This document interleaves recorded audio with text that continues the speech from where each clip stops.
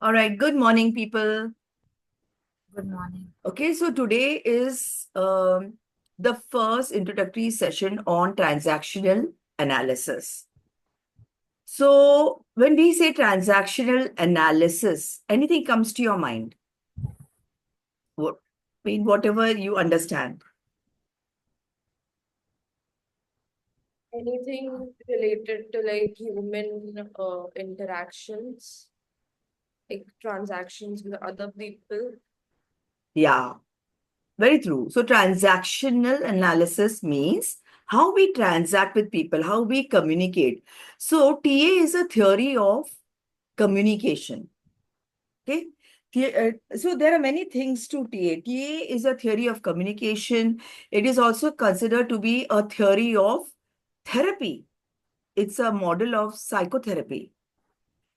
Now, the way it began is Eric Berne, who is the founder of TA. So he's an MD psychiatrist. And during the early 1950s, when he wanted, admission. He had studied psychiatry, and Sigmund Freud was very famous that time.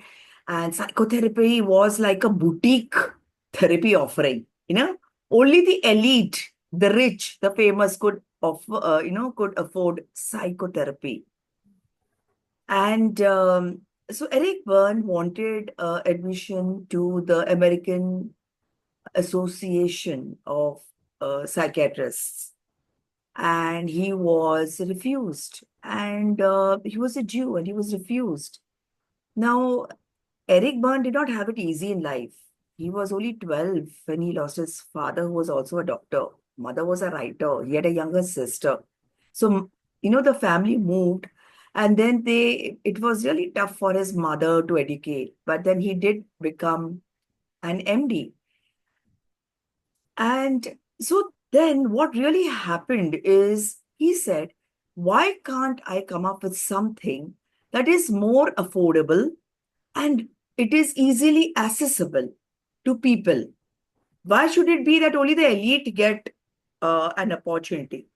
And this is how he wrote papers and he presented them in conferences. And psychotherapy, a transaction analysis as a theory of psychotherapy became accepted and slowly became very famous because the concepts are easy to understand. You can do it yourself. Okay. Now, what is TA? Basic assumptions of transactional analysis. So, the basic assumptions of transactional analysis are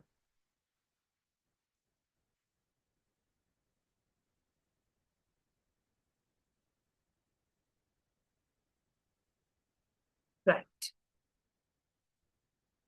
Okay. Now, the basic assumptions of TA, very simple, is people are okay. We all are okay. It's a very humanistic thing. I look at you as a human being, that you're okay. You accept me the way I am. I accept you the way you are and don't try to change you to fit into my scheme of things. And you accept me for what I am and the way I am. So people are okay. Second most important thing is everyone has the capacity to think. This is so very important because, in organizations or mostly even in relationships, in our personal life, professional life, you'll see people assume that the other person cannot work or cannot think or is not intelligent enough to come up with ideas. So this is very important to understand that everyone has the capacity to think if you are giving them an opportunity to think. And third most important thing, people decide their own destiny. And if you have taken decisions as a child, that can be changed and altered as we grow up. So you will hear many people say, oh, I'm destined, I do anything, things go wrong. I'm very unlucky. I really can't do anything well. Or somebody is so lucky, the person has got all the privileges, gets everything on a platter, but I have to struggle. You need to understand that you can change. We all human beings can change our destiny depending on the actions we take based on the thoughts, how we think about ourselves and how we think about others. Okay? So, are we good? So, these are the three most important assumptions of transactional analysis. Now, a very important aspect to understand is what are the goals of TA? Now, why are we studying TA? What are the goals? After studying TA, the various topics of TA, what are you going to achieve? The most important thing that we achieve as after studying TA is it helps us to reflect on our actions, our behaviors, our thought processes, the way we communicate, the way we connect with people, the way we react or respond in different situations. And when all this happens, it kind of creates an awareness. And because of awareness, we become autonomous. Now, what is the meaning? You'll be hearing this word a lot. TA leads to autonomy. So, what is autonomy? Autonomy is when a person can form relationships with others truly based on how he or she looks at the other person, not with an intention of some kind of a reward or some kind of an association that will have a purpose and a meaning. It is very game-free relationship. So we'll understand about games also as we go on. There's a very beautiful book written by Eric Berne, Games People Play. Okay. So one is autonomy means intimacy. Can I have game-free relationships with others? So it helps us to peep inside ourselves. How do I connect with people? Second most important thing is awareness. Not living in the past, not getting fearful about what is going to happen in the future, but living in the here and now. Now, this awareness is very important, and that's why once you have this awareness, it also helps you as a HR and a OD person because you increase your awareness in the here and now. And third is spontaneity. Spontaneity is living the moment. What is happening to you right now? How are you feeling right now? Are you thinking about something that happened yesterday? Or are you fearful about the week that's going to come by? You have something to do.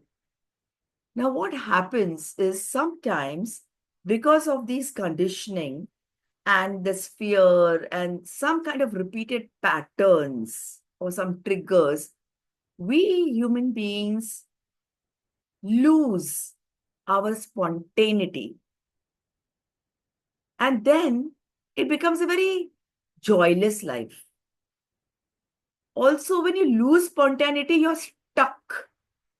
You're stuck in a situation, you're stuck in an issue, you're stuck in a problem. So, being spontaneous means coming alive, looking at the moment how it is, because when you are in the moment, you also enhance your creativity. You can come up with ideas, you get unstuck. Now, what are some of the other things that we notice in a spontaneous person? The these are the 5 A's. Autonomy is one of them, and the other A's are, one is acceptance. Again, a very humanistic approach. I accept myself, how I am, and I accept others. Now, I want to ask you a question. How many of us over here really struggle to really understand who am I? Who am I really? Do we do negative thoughts? Do we have negative thoughts? Do we have self doubt? Do we speak negative things about ourselves? Yeah.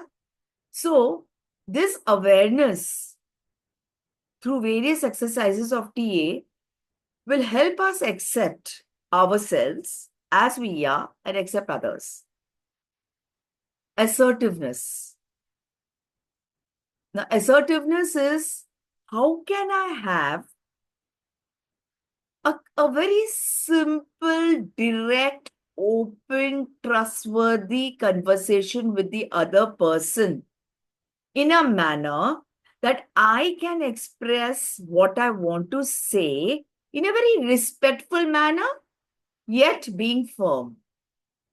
Okay? Like suppose I say, okay, we are beginning the session at sharp 8. It will not be really difficult for us to wait for people. So this is a very open communication, non-threatening, being respectful to the other person, but you say what you want, right? So that's assertiveness. It helps us understand how authentic we are. So what do you understand by authenticity? Any one of you? You can unmute yourself and speak. Yes, Kritika? Can mean how truthful you are to yourself or to the values. Yeah. How And truthful you are to yourself. How authentic you are, meaning how genuine you are, how mask free you are.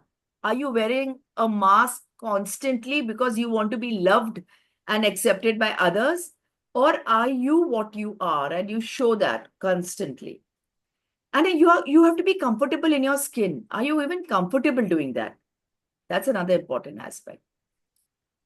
And then the last A is, once you have embraced autonomy, acceptance, you can comfortably be assertive, and you are comfortable being authentic with practice, it leads to achievement. Now, achievement can be in work. So you become more effective at work. You have more fruitful, happy, joyful relationships at home with family members, with society, communities around you. And also, it also gives you a very spiritual inclination. Okay. So these are the 5 A's which denote the goals of TA. Right?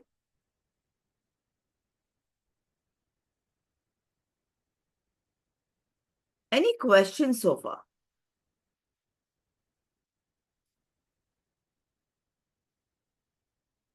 So, like I said, autonomy is the manifestation of these 3 things: awareness, intimacy, and spontaneity. All right. So, how aware am I? See, because unless and until we are aware of how do I behave in most situations, or does my behavior change with certain people? And with one set of people, my behavior is like this, and with another set of people, my behavior is different.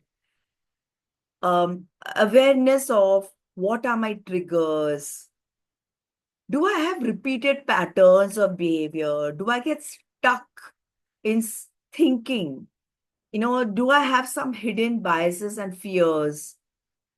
And I limit myself. What are my limiting beliefs? They are beliefs. They may not be true. I have put them in my head.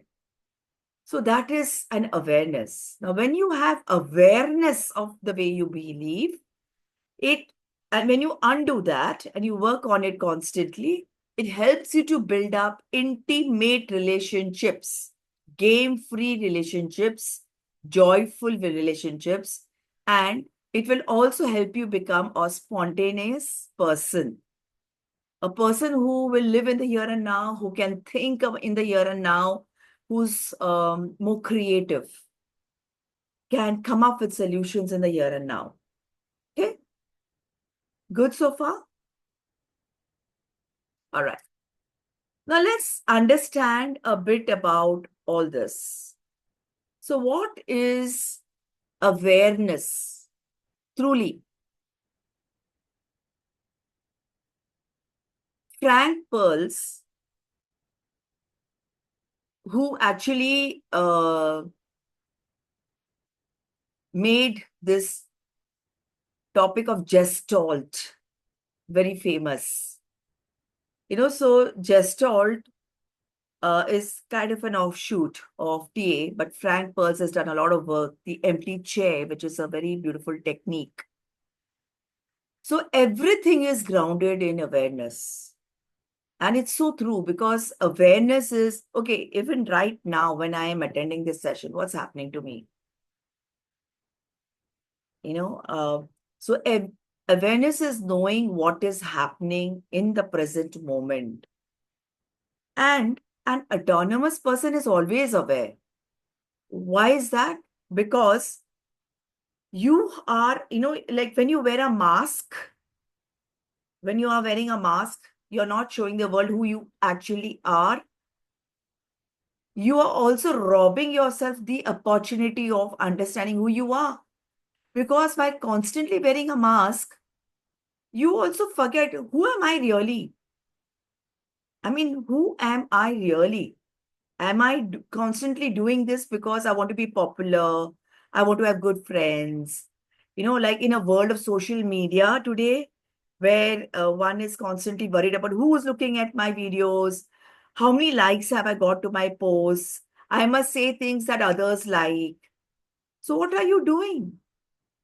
You are truly robbing yourself of an opportunity to know yourself, who you really are, what you really want. And how people see you is so different from how you see yourself versus who you really are. And through TA and the various exercises tools, we peel out the layers one by one through awareness. And then you come to know who you really are. So, what is awareness? Awareness is the capacity to see, hear, feel, taste, and smell things as pure sensual impressions. We all have our sense organs.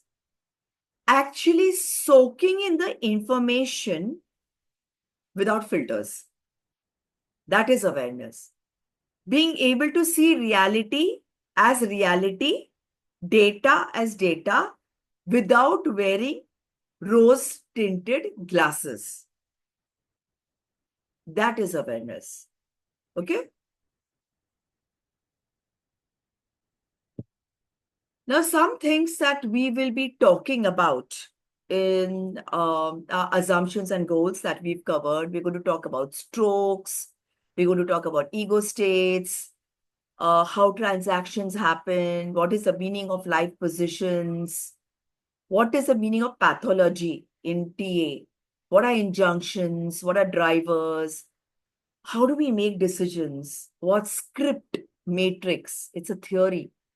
What is life scripts? What's script matrix? What is the theory of energy? How do we structure our time? How we process? What there is one is script matrix and one is process scripts. One is reach back. What are rackets and what are games? So these are the things we are going to be covering. Okay. So I would like to take a pause right now. These are some technical terms, and we'll go through that through various exercises, but just to give you an understanding of what the future sessions are going to cover. So I would like to ask you, do you have any questions as of now?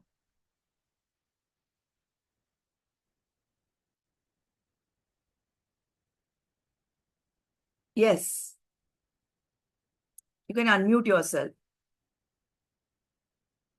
Okay. Yeah, any doubts? Kritika, Purva, Akshita? Hi, Mohit. Yeah, No? hi. All right. No worries. Okay. So I have a question for you. Now we're talking about everything is about awareness. When I know what I have to change is when I can change. So my question to you is take the next 2, 3 minutes to write down in your book what are the things do you feel we can do to increase our awareness? What are the things we can do to increase our awareness?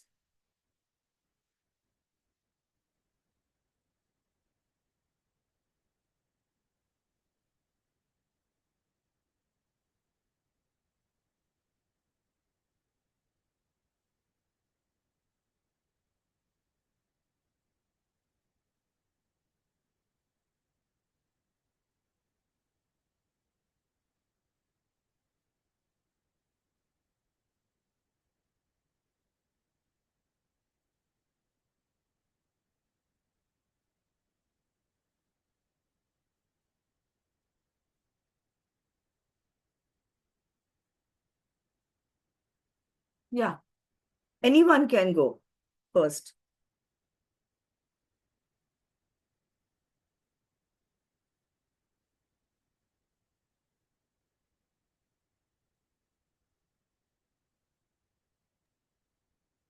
Hello. Yes, yes, Akshita, please go ahead. And frequently spending time on our actions or thoughts can increase awareness. Okay, but how do we do it? Like today, if I say, okay, I understand in TA, I have to be aware. But what are those things that I can do to become more aware, to increase my awareness? What are those Uh, things that I can do? Yes, Mohit. Ma'am, I believe we need to be conscious about ourselves first to be aware, and the second I believe we can read and hear about it, certain topics or मतलब, to be aware of like TA. We can do some homework. We can do certain reading and hearing, so that we get more aware about the topic. Mm-hmm. Okay, but what are some of the action points? I hear you. But if I say, like, from today onwards, I am going to do some things to increase my awareness, how do I do it? Uh, so to I mean, uh, not only I said, ma'am, if I need to, like, the action points would be start reading. Like, if we read, then we will understand. We will be aware what's happening in our surrounding. Like that. Okay, Uh, that's. sure, sure. Okay. Anyone else? Uh, Ma'am, I think we could start journaling, Yeah. then being open-minded, like being open to ideas of how we perceive people and not be judgmental by their looks, then their talking, then where they come from, all that things. Then treat everyone equally. That's all. Okay. Anyone else, Kritika, or you want to just talk about it? I was a little confused on what the question Kritika, can you is. be a little loud? I can't hear you. Hello, can you hear me Yeah. now? So I was a little confused, but this is my take on it. Uh, to not let things affect you as quickly, because when you let things affect you, your mind gets jumbled and it's hard to then do this. And then the other can be to not react quickly, to take your time, considering everything that's happening around, and then understand the situation and then react. And to be alone with your thoughts can also be one. Like understand yourself better. I think that Hmm. can improve your awareness also. All right. So let's understand, and you could probably make notes of this. So, some of the action points that you can do to develop your awareness. One is relaxation. Learn to just relax. We as human beings always have a to-do list in our head, and we are constantly running, isn't it? So just, Yes. doing deep breathing, like, suppose you're in this session now, and your mind is wavering about, okay, what after that? I have to complete a journal, I have to do this, I have to do that. So trying to get yourself in this room, in the here and now, you need to just relax, deep breathing, trying to concentrate on the work that you're doing and not letting your mind waver. Emotional awareness. Um, do I tend to react? Do I tend to respond? How do I deal with emotions? Can I recognize feelings? So that's, some kind of emotional intelligence, that's called. Doing a lot of body work, doing yoga, doing deep breathing. Because when you're doing yoga, you are actually working on your body, and that helps you develop awareness. For example, if you're doing an asana where you have to lift one leg and the other one is balancing, and like the Tara asana or something, and your mind is wavering, you will fall down. Because to do these asanas, you have to concentrate on one point, or just be aware that I cannot think of anything else, otherwise I will lose my balance. So, doing some kind of body work, yoga, a lot of journaling, writing down um, what's happening to you, how are you dealing with things, being able to write down what are your values that come up for you, what is very important for you. All right. So these are very important things to do when you want to work on your awareness. Right?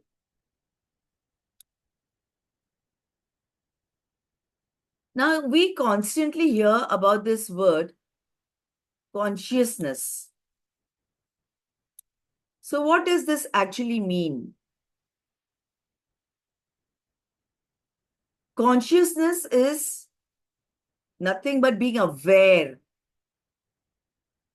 of what's happening around me, who is around me, and how am I responding to other people's needs around me.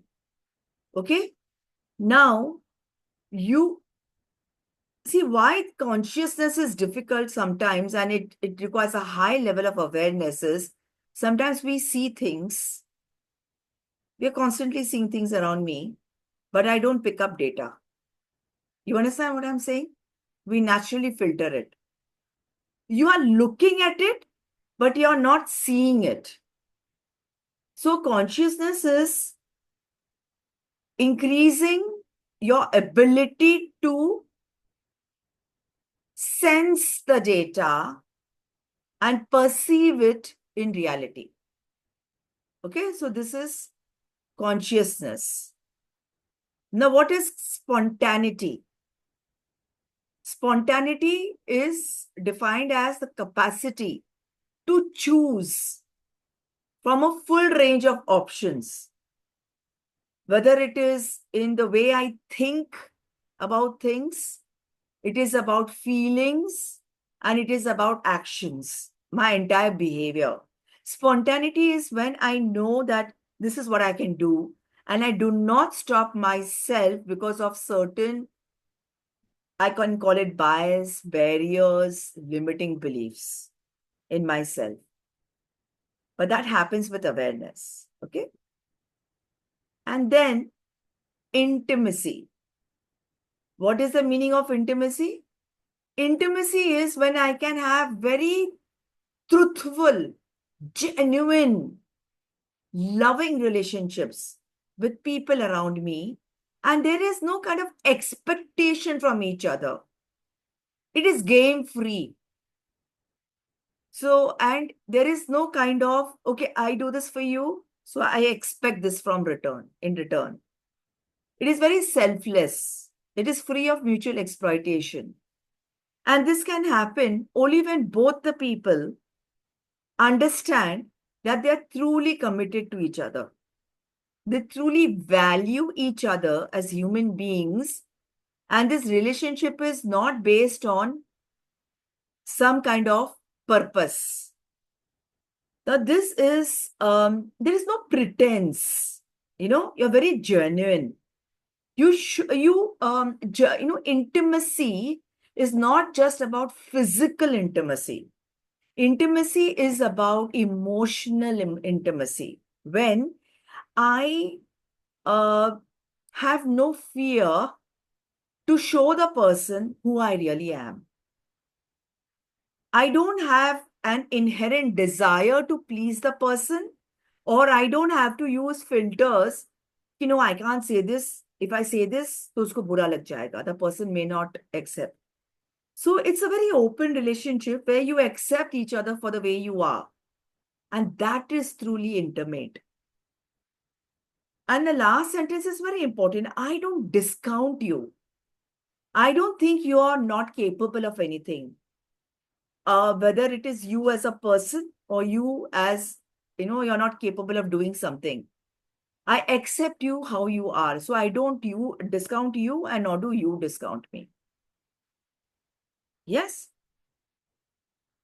So this is the true meaning of intimacy. So we've talked about the goals of TA.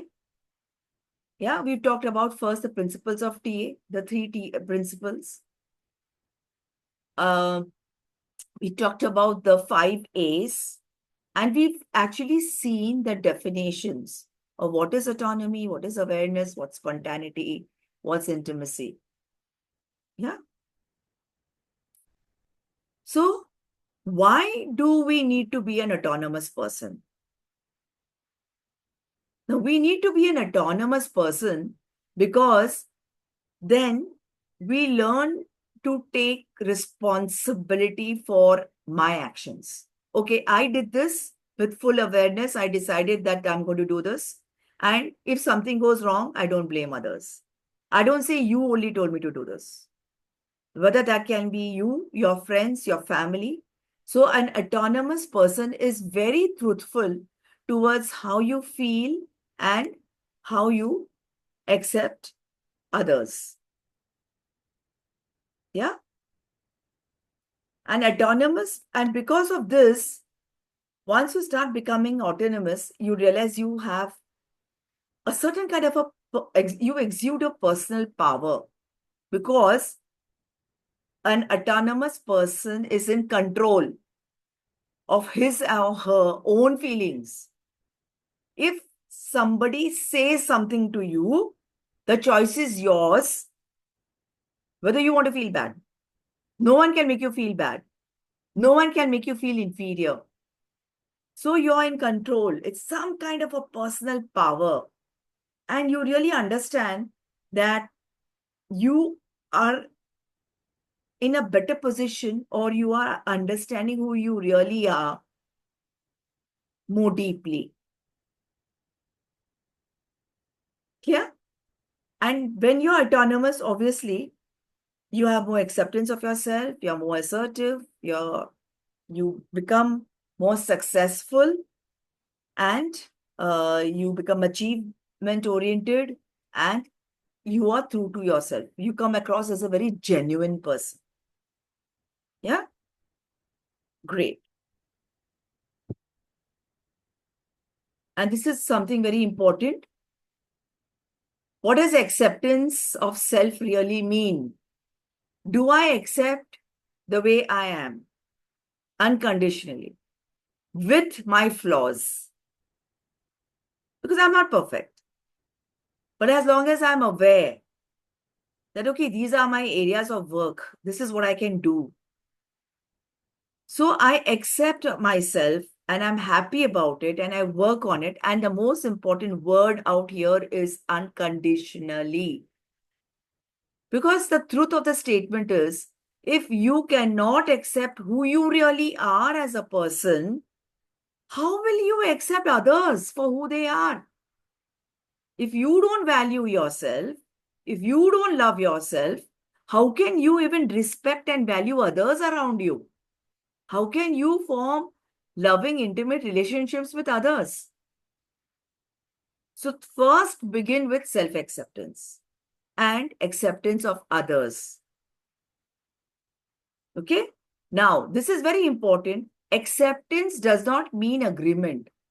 Just because I accept, say, Mohit for whatever he is as a person, it doesn't mean I have to agree with everything that Mohit says. We may have our disagreements. I might say, Mohit, I accept you for you are who you are as a person. I respect you for that. Yet, I do not agree with this particular thing that you said. Right? So, this is very important. Acceptance does not mean agreement. Yeah? Good so far? Uh, this is a very beautiful quote given by Pearls, Frederick Pearls. Um, we can call him the father of Gestalt. And it's something that is very pretty because, I have this as this, kind of framed it up like this. And it is like, this whole thing that I'm going to read out to you is like this. And it is right on my table. And I see it every day as a reinforcement to myself for accepting myself. Okay. So I do my thing and you do your thing. Okay. I am not in this world to live up to your expectations. And you are not in this world to live up to mine. You are you, and I am I. And if by chance we find each other, great, it's beautiful. We'll have a great relationship. And if no, it can't be helped. No? So, what's coming up for you as I read this? Let's understand, because this is again a very important essence of self-acceptance and acceptance of others.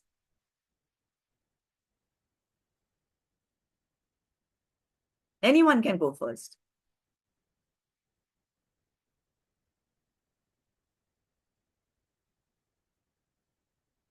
Kritika, you would like to go first? Anything that's coming up for you as I read this? As you read this, what I understood is that one comes in this world alone and has to go alone. So when you have to do things, you have to do them for yourself and not for another person, because it is you who has to live with them. Thank you. Mohit.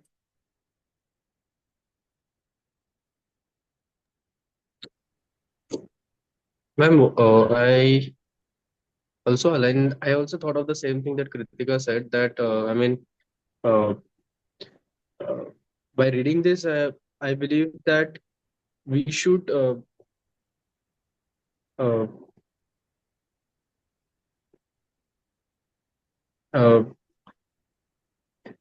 we should have our own thought process and we should believe in it, in one sense, and we should be ready to understand even accept the other take on that. Uh, as you said, like there is always chance of disagreement, but uh, we should accept it and try to uh, live happily. Ah, thank you. Accept yourself first. Yeah. Yes. Um, Purva? Ma'am, I think it's more like I'm my independent person, and the other person who is also their independent person, like their own self. And if I don't have expectations from others, then the same can be applied to the other person. And if we meet by any chance, like if we have good conversations, then it's a very good thing. And if that does not happen, then it's still okay, because we are still at the end of the day our own self. Akshita? I think, ma'am, we should emphasize this only on personal independence or our boundaries. Yeah, that's very well said. So that's beautiful. I mean, uh,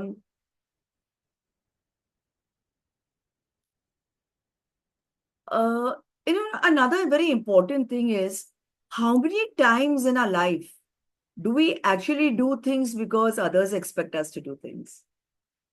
How many times there is some inner voice inside me telling me, I don't want to do it. I want to do something else. But I still give the power away to the other person to make choices for me. And this is what is autonomy. Autonomy is about recognizing what you truly want and through acceptance saying, okay, I want to do this. This is important for me. I will do things that are important for me. So I don't really have to live up to someone else's expectations. Okay. So great. So let's move ahead. Okay. Now, when we talk about assertiveness, because, okay, fine, I don't want to live up to your expectation. I want to do what I believe. But how do I tell the other person? So, by being assertive. Now, when we say assertive, it does not mean you have to be loud. Okay? It doesn't mean you have to use strong words. It means you say what you want to say in a firm, clear manner, which is powerful enough. Now, why is us being assertive very important? How many of us really struggle with assertiveness out here? Do we struggle? Because we can't really say what we want to say. There is a thought here, but okay, what will the other person feel? The other person will feel bad. So I will not say it. Now, why is it very important for us when we are with people, when we become managers, people managers, is because when we can finally say what we want to say, we feel a certain amount of power. You feel a certain amount of relief. You feel, wow, this was bothering me as a thought process. It was a lingering thought. I have to say this, I have to say this, I have to say this. I don't know how to say it. But when you finally manage to say it, you feel a kind of a personal power. People start valuing you as a person who's genuine and who's assertive, who speaks her mind. And therefore, relationships become better because you don't keep your thoughts within you at the back of your mind and you're thinking and overthinking, or you are kind of talking to other people behind that other person's back. You're forthright. So relationships become better because there's nothing festering. There is no animosity, there is no bad blood, there's no bad feeling about it. They know you are a person who will speak your mind. So assertiveness has its own advantages. So let's do one thing. We'll take a small quiz, okay? Now I want you to take the next 2-3 minutes. Now there are 16 questions. You don't need to write the words, but you just need to write down yes, like 1 yes, 2 yes. So do any of these things produce a feeling of tension, of fear inside you? Okay? When you have to do these things, do any of these things cause tension or some fear? So just write down the numbers and just write down yes.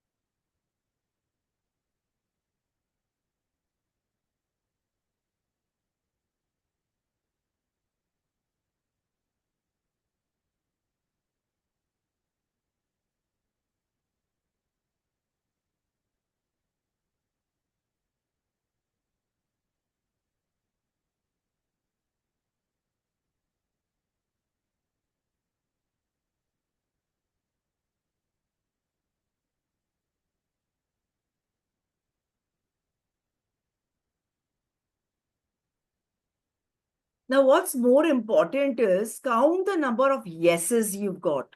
How many yeses have you got in these 16 statements?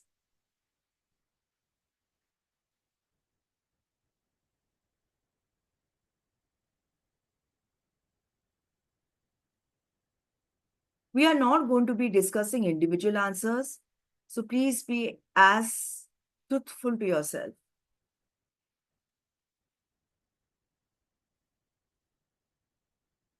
Are we done? Yeah. So out of 16 questions,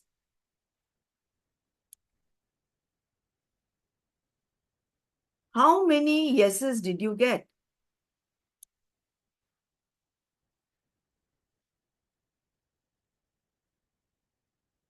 The more number of yeses, what do you think it denotes?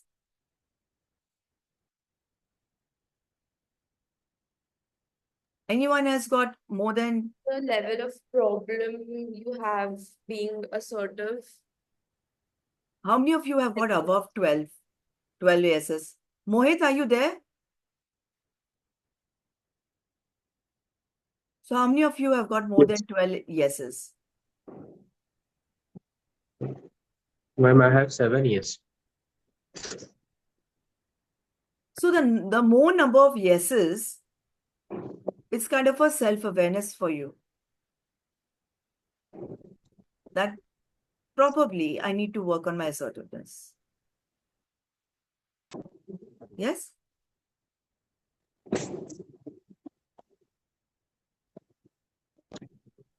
All right. Another one.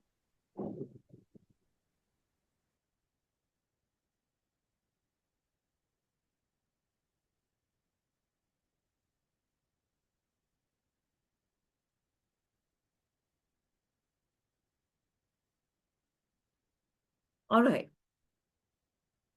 So this is, can you do the following? And this is again a self-awareness exercise. You can just write yes, yes, or no, no, whatever.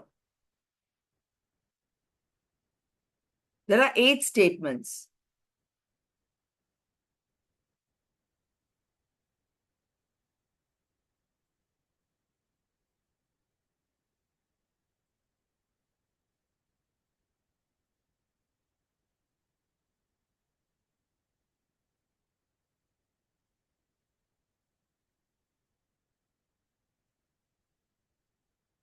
Count the number of yeses you have in this?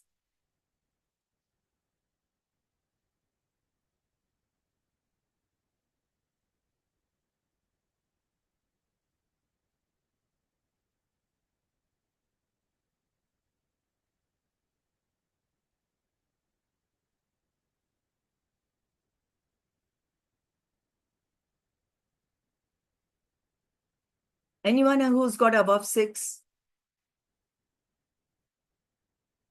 So that means, yes, you are assertive. In these particular areas, you are assertive. So it's a self-awareness thing.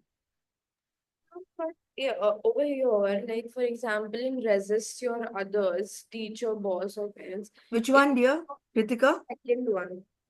Huh? The second one. Resist your others, meaning it can be your That can teachers. that can vary from person to person, right? Like for example, So my don't bother about others. Kritika, no, no, no. think about yourself. For me only, my Yeah, approach towards my teacher, my boss, and my parents' instructions will be different. but it is unwise instructions. Hmm. So it's something that doesn't agree with you. So people are there, you get free advice from people every time. The question is, do you still feel compelled because you have an urge? No, I have to obey this person because the person is senior to me, is a parental figure. Or do you have the ability to say, no, fine, I hear you, but I will not do it?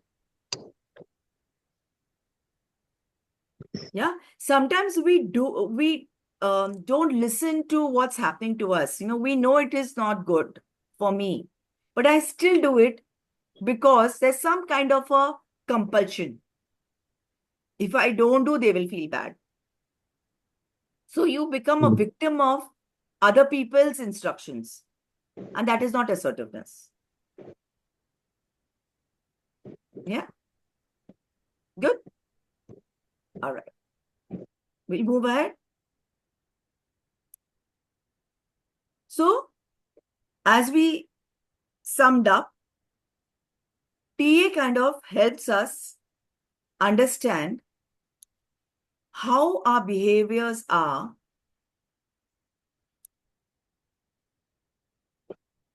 in all these 4 areas. Okay? Any questions before I just take one aspect of it and then we'll close? Okay? Yeah? Now, a very important aspect. Mohit, I hope you're there.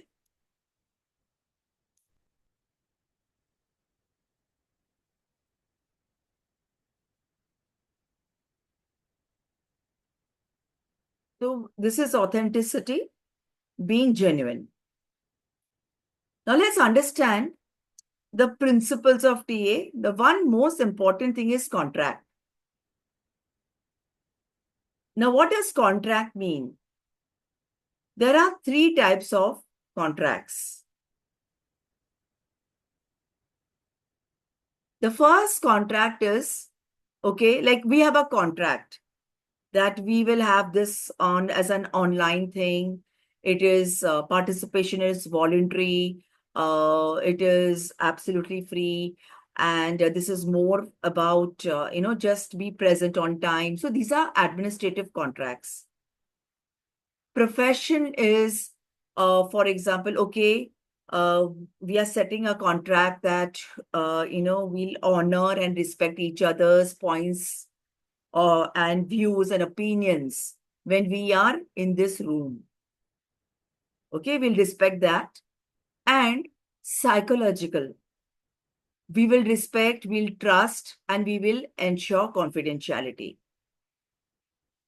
So professional contract can also be, okay, we'll collaborate. How, like, so Purva has put a team together, you all joined into that group. That was a professional contract.